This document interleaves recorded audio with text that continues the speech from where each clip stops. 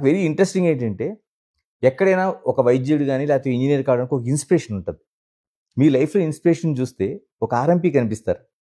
ఎలా ఎలా ఎదిరింది సార్ ఆ ఘటన మీకు? అసలు జీవితాంతం అప్పటి నుంచి ఇప్పటి వరకు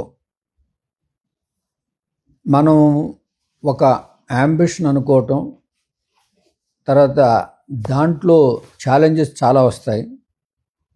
ప్రతి ఛాలెంజ్ని ఒక పాజిటివ్గా తీసుకుంటే మనం చాలా బెటర్గా గ్రో అవ్వచ్చు అనేది నేను గత 70 సంవత్సరాల్లో నేర్చుకున్నది.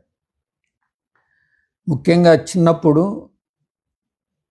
డాక్టర్ నారాయణరావు అని ఒక ఆర్ఎంపీ డాక్టర్ ఉంటే, మార్నింగ్ ఈవినింగ్ దారిలో నేను వెళ్తూ ఉన్నప్పుడు 6 సంవత్సరాలు, 7 సంవత్సరాలు, 10 సంవత్సరాలు, 15 సంవత్సరాలు వయసప్పుడు కూడా ఎక్కువ మంది ఆయన చుట్టూ గుమిగూడి ఉండేవాళ్ళు.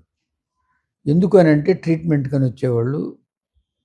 అది ఒక ఇన్స్పిరేషన్. అంటే మనం మనుషులతో అందరితో కలిసి ఉండాలి అని అంటే, ఏదైనా ఒక ప్రొఫెషన్ చేసి మనం ఒకరికి ఉపయోగపడుతూ ఉంటే మనతో ఉంటారు, మనకి ఒక రకమైన